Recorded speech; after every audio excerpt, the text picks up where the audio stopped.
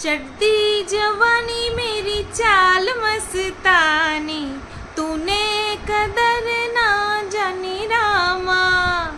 चढ़ती जवानी मेरी चाल मस्तानी, तूने कदर ना जानी रामा। हाय रामा,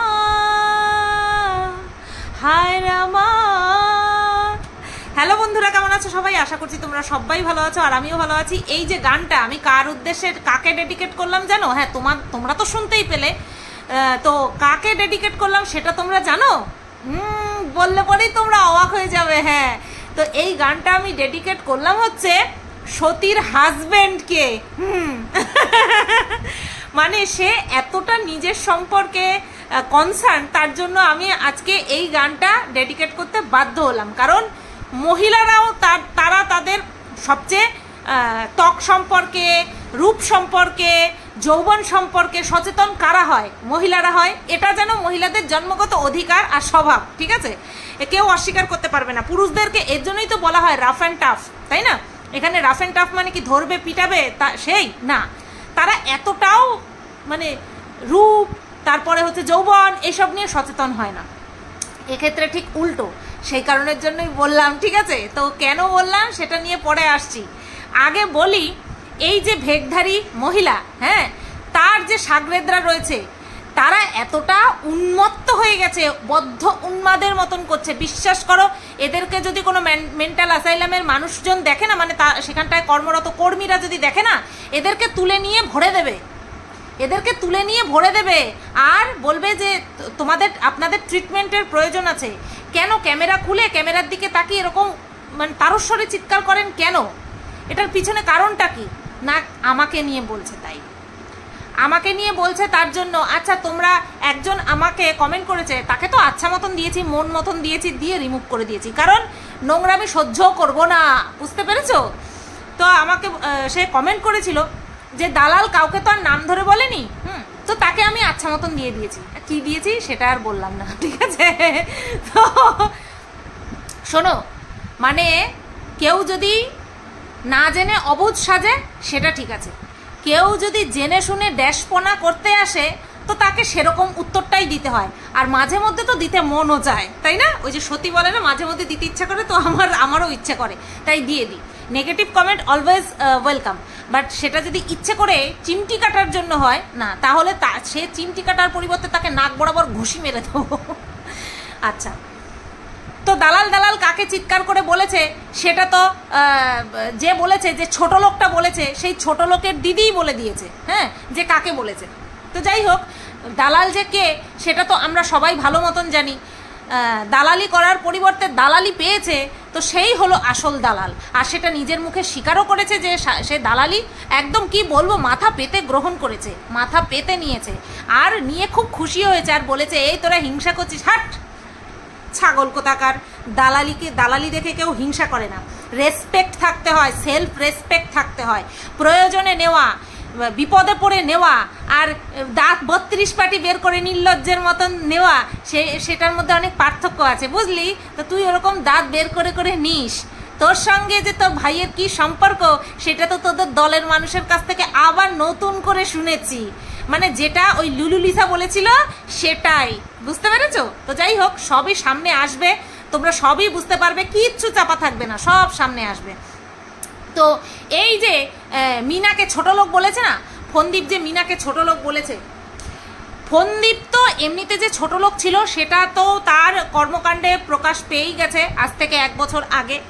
আরও তার ছোটলোকিপনা যে সে যে কতখানি ছোট লোক তার উপরে স্ট্যাম্প পড়েছে যখন কিনা এই কিমা ওদের বাড়িতে প্রবেশাধিকার পেয়েছে, তখনই বোঝা হয়ে গেছে যে ওদের ছোটলোকিপনার গ্রেডখানি কতটা উঁচু। মানে এই ফন্দীপরা হচ্ছে এ গ্রেডের ছোট লোক, বুঝতে পেরেছো?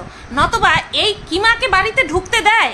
বিশ্বাস করো, যার নিজের পাড়ায় কোনো সম্মান নেই, যাকে পাড়ার কারো বাড়িতে যেতে দেখি না, পাড়ার কাউকে যার বাড়িতে আসতে দেখি না, সে কীরকম মানে অবহেলিত বলবো না, অ্যাকচুয়ালি তার কর্মকাণ্ডের জন্য তাকে কেউ আমন্ত্রণও জানায় না আর তার বাড়িতেও আসে না। ওই এক কোন বান্ধবী তার বাড়িতে যায় ওই কাজল ঘষতে, তো তার জন্য তাকে ধরে রেখে দিয়েছে, বুঝতে পেরেছো? যে কিনা নিজের মায়ের খোঁজ নেয় না, যার মা নিজের মুখে বলেছে যে এখন তো তোর অনেক কিছু হয়ে গেছে, এত বছর ভিডিও দেখছি কোনো সময় মাকে দেখিনি, ওই একবার কাজল ঘষতে গেছিলো তাই মায়ের অজুহাত দিয়ে গেছিলো, একই অজুহাত তো আর বারবার দিয়ে বেরোনো যায় না, সেই কারণে মায়ের অজুহাত। যে কিনা মায়ের দেখাশোনা করে না, সে ভিউজ কামানোর জন্য ভাই পাতিয়ে, এক ছোট লোককে ভাই পাতিয়ে তারপরে তার বাড়িতে গেছে, বুঝতে পেরেছো? তো ছোট লোক শোন, ছোট লোক কিমা তুইও শোন, তুইও হচ্ছিস নাম্বার 1 ছোট লোক, আর তোর ভাই হচ্ছে A গ্রেডের ছোট লোক। তোর নাম্বার 1 ছোট লোক শোন, দালাল দালাল বলে যে চিৎকার করেছে সেটা যে ও ছোট লোক সেটা প্রকাশ করেছে, বুঝতে পেরেছিস? সেটাই প্রকাশ করেছে। আর তোর মতন ছোট লোক যেই বাড়িতে যায় সেই বাড়ির লোকজন যে ভদ্র মোটেই না সেটাও বেশ ভালো মতনই বোঝা যায়। দেখ তুই গেছিস, আবার পুনরায় সে তার ছোট লোকিপনাটা একদম খুলে খুলে দেখাচ্ছে মানুষকে। তুই যতদিন ওর সংস্পর্শে থাকবি, ওই ছোট লোকের সংস্পর্শে থাকবি, ততদিন সে তার নোংরামো পুনরায় মানুষকে দেখাবে। দেখ 2 দিন 3 দিন ভালোভাবে ভিডিও করছিল, এখন কি আবার সেই ছোট লোকিপনায় নেমেছে, ভিউজ চাইতো, ভিউজ ভালোভাবে তো ভিউজ কামাতে পারে না। ওদিকে মিনাকে দেখ, কাউকে ছোট লোক, নোংরা, অসভ্য, ইতর এই সমস্ত বলতে হয় না, এমনিতেই তার ভিউজ ভালো, এমনিতেই তার ভিউজ ভালো হয়, বুঝতে পেরেছিস? এত ভালো যে নোংরামি না করলে ভিউজ আর হয় না। তো যাই হোক বন্ধুরা, একে আর কি বলবো, বলছে আমি ইংরেজি পড়তে পারবো না, বুঝতে পারবো না, সেই কারণে আমি যাকে প্রশ্ন করেছি শিক্ষিত অ্যাসিস্ট্যান্ট তাকে আমি বাংলায় বলতে বলেছি। হ্যাঁ আমি স্বীকার করে নিয়েছি, তুই আমাকে একটুখানি ট্রান্সলেট করে দিস, বুঝতে পেরেছিস কিবা? তুইও থাকিস ওই কথোপকথনে, তুই থাকিস আর বলিস ওই শিক্ষিত অ্যাসিস্ট্যান্টকে ইংরেজিতে কথা বলতে, তুই ট্রান্সলেট করে দিস, ঠিক আছে? তুই ট্রান্সলেট করে দিত, কারণ আমি যদি না জানি তাহলে আমি অন্যজনকে বলতে পারবো না। তো কিমা জানে, কিমা ভালো মতনই ইংলিশ জানে, শুধুমাত্র বলে না, নজর লেগে যাবে তাই। তো ইংলিশ জানে, ইংলিশ ভালো ভালো বেশ জানে, কিন্তু দেবে, সময় আসলে দেবে।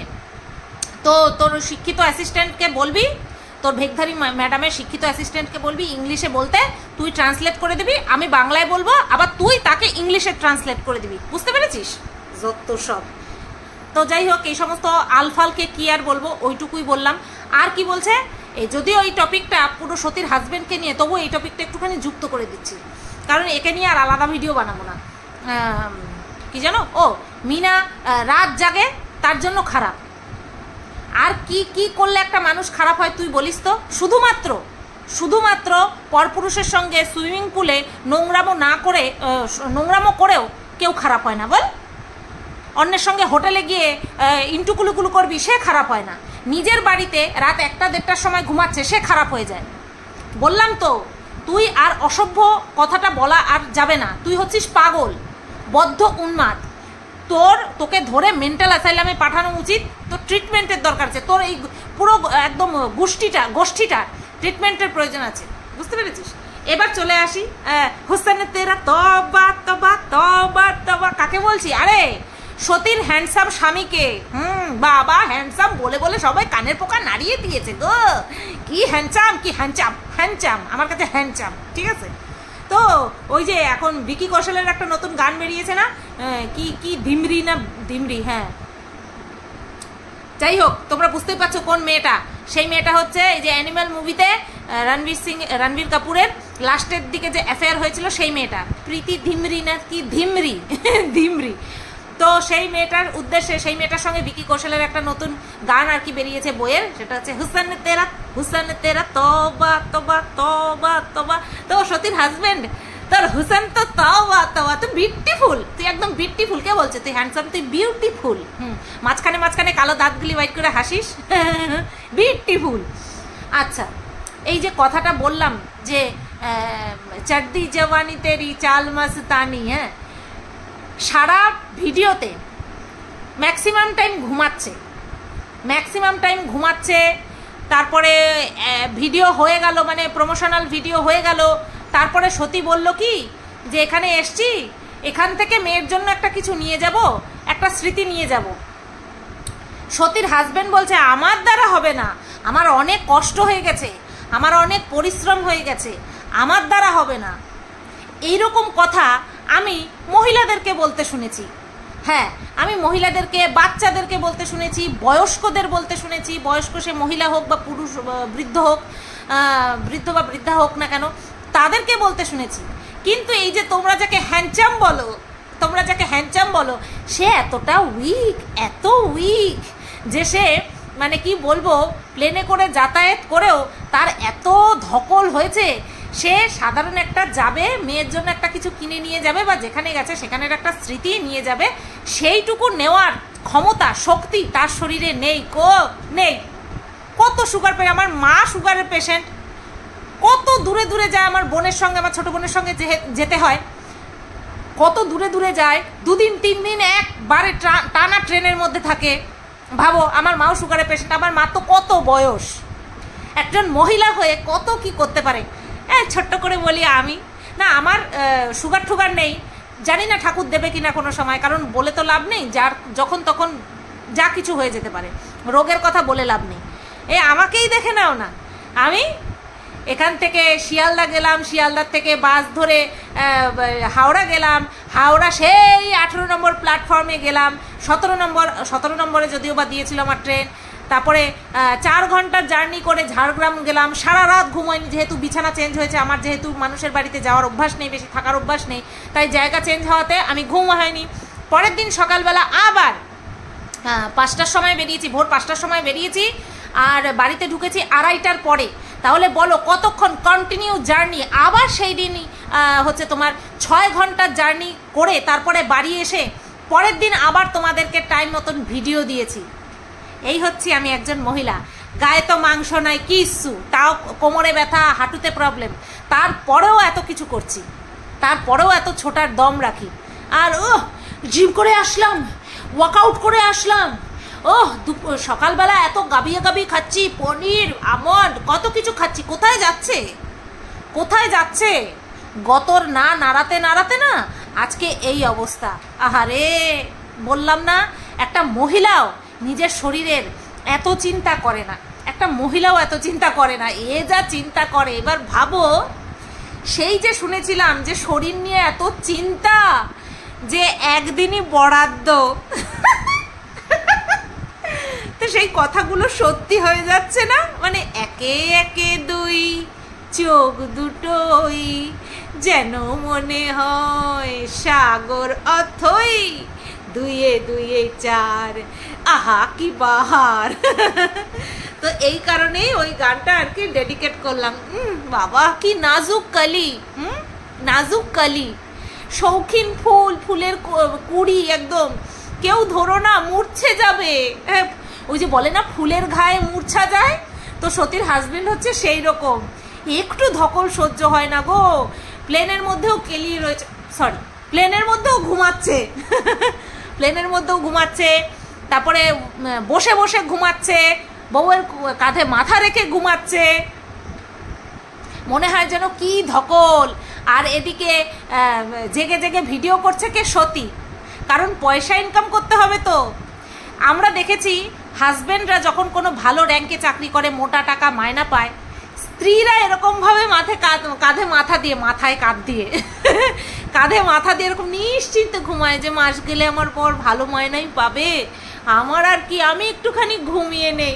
এখানটায় সতীর হাজবেন্ড ঠিক সেরকম, যে আমিও ঘুমাই, ঠিক যার তারা সে ঠিক ভিডিও করবে, সে ঠিক সংসার চালিয়ে নেবে, সে ঠিক মাস গেলে মোটা টাকা মায়না পাবে, তাই না?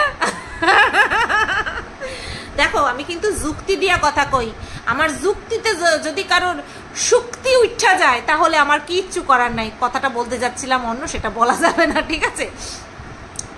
আমি যা দেখলাম তাতে করে ওর জন্য ওই গানটাই আমি বেছে পেয়েছি। যে নষ্ট হয়ে যাবে, আমাকে বলছিল না যে কি জানি একটা বলছিল না, আমি একটা বললাম না যে টেস্টোস্টেরন, হ্যাঁ মনে পড়েছে, টেস্টোস্টেরন নষ্ট করবে না, আর বেশি ধকল হলে পরে ক্ষয় হবে, শরীরের শক্তি ক্ষয় হবে। সুগার না, যখন তখন ধরপর করতে করতে পড়ে যেতে পারে, বুঝতে পেরেছো? দুনিয়াতে আর কারো সুগার হয় না। আহারে সত্যি রে, এখন বুঝতে পারি তুই যা তুই কষ্ট প্রকাশ করেছিলিস, সব সত্যি, সব সত্যি, কিছু করার নেই।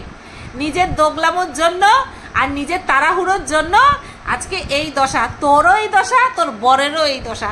দুজন একদম বেশ জমেছে, একদম রবনে বানাদি জোড়ি। আজকে বলতে বাধ্য হচ্ছি যে সতী আর সতীর হাজবেন্ড রবনে বানাদি জোড়ি। কি সুন্দর না? যাই হোক, এইবার আসি সতীর কাছে। সতী তো এমন কায়দা করেছে, ভিডিও ছাড়ার সাথে সাথে প্রথমেই অফ, তারপরে হলে যখন তখন দেখা যায় মানে 4 ভাগের 1 ভাগ কমেন্ট আসে। এখন কমেন্ট মানে আসে না, করে না, নাকি যারা যারা নেগেটিভ কমেন্ট করতো তাদেরকে ধরে ধরে বেছে বেছে ব্লক করে দিয়েছে, এটা একটা বড় কোয়েশ্চেন মার্ক। 2 দিন যাক, নতুন ভিডিও আসুক, তারপরে বোঝা যাবে। বুঝতে পারলে তো? পুরো বিষয়টা তারপরে ক্লিয়ার হবে।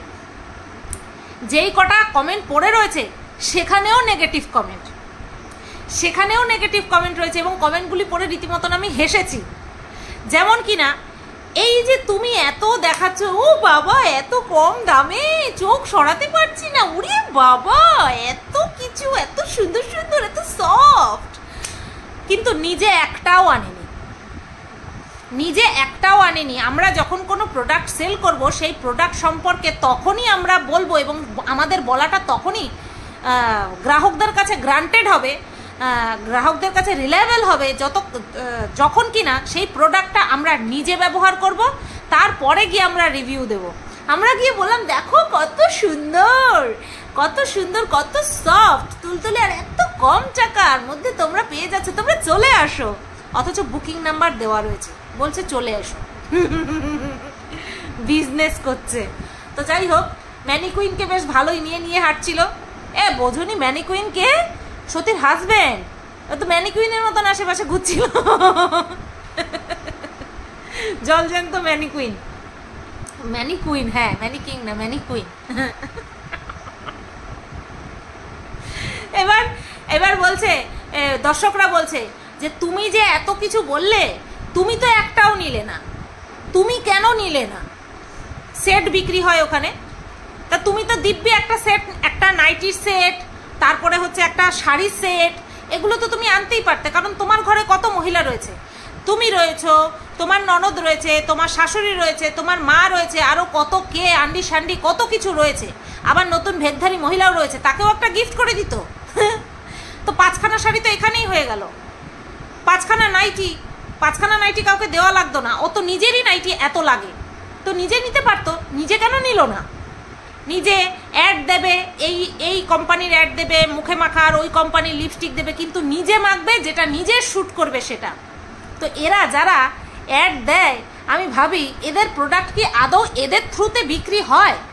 আমি শুধু তাই ভাবি, এদের থ্রুতে কি আদৌ বিক্রি হয়? জানি না বাবা। আবার যদি বিক্রি না হতো তাহলে এদেরকে প্রমোশনাল ভিডিও দিতই বা কেন? এটাও একটা কোয়েশ্চেন। তারপরে একজন বলেছে 45 টাকা দামের শাড়ি, ও তো ওখান থেকে নিয়ে আস্তে আস্তেই ছিঁড়ে যাবে। মানে ও যতই নেগেটিভ কমেন্ট কর্তাদেরকে সরিয়ে দিক না কেন, ওর কমেন্ট বক্সে নেগেটিভ কমেন্ট থাকবেই থাকবে। আচ্ছা, মেয়ের জন্য বলছিল, আমার মনে হয় মেয়ের জন্য ওখানটায় বাচ্চাদের কালেকশন ছিল কি? আর যেহেতু আমি পুরো দেখিনি, কি দেখবে? আমি নেব না, কিনবো না, কিছুই করব না, তা আমি ফালতু কেন দেখবো? মাঝে মাঝে কেটে কন্টেন্টের জন্য আমি একটুখানি কেটে দেখেছি। মেয়ের জন্য ওখান থেকে আনতে পারতো না? কিছু ছিল না?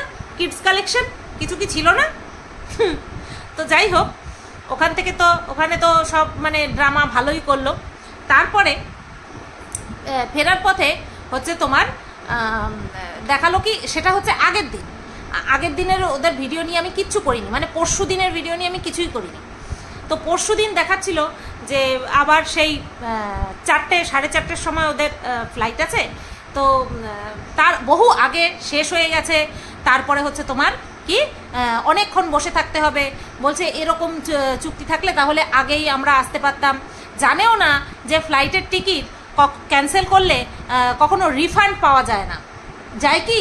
তোমরা কিন্তু বলো, কারণ আমি মাত্র 2বার গেছি।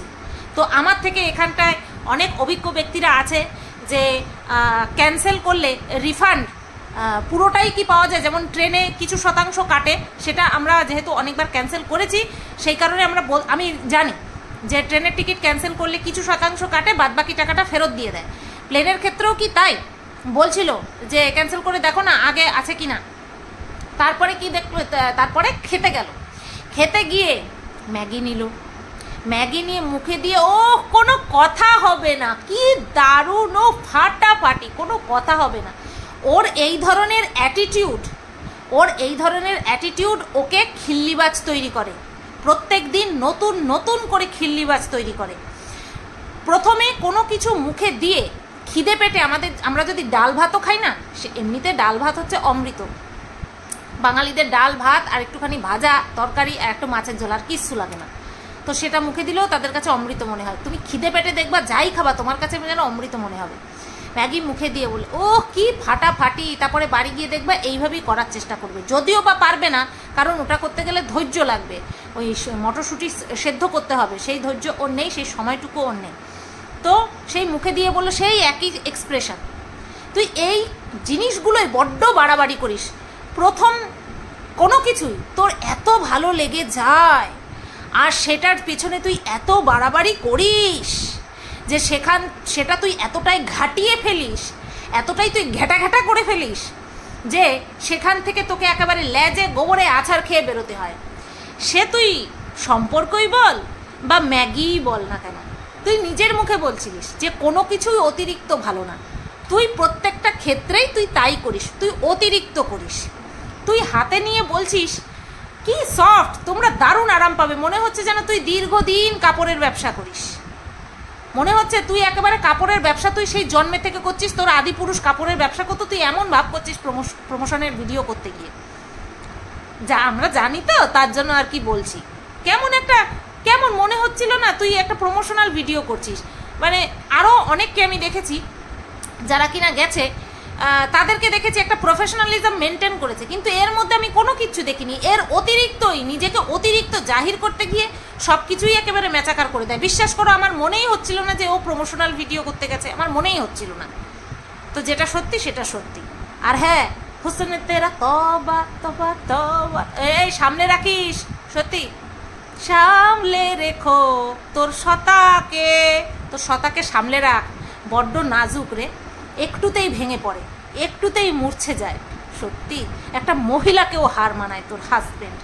যাই হোক, প্রত্যেকেই বলছিল যে এই একই জিনিস নিয়ে আর কতদিন টানবে, আসছে যতই করিস হিংসা তোরা, আমি বড়ই বেপরোয়া জানি, তুই কাহাতুক বেপরোয়া আমরা জানি, যে কিনা তার চরিত্র নিলাম করতে পারে সোশ্যাল মিডিয়াতে, মানুষের কাছে, হ্যাঁ ভাইয়ের কাছে, সে আবার কোনো কিছুকে পরোয়া করে নাকি?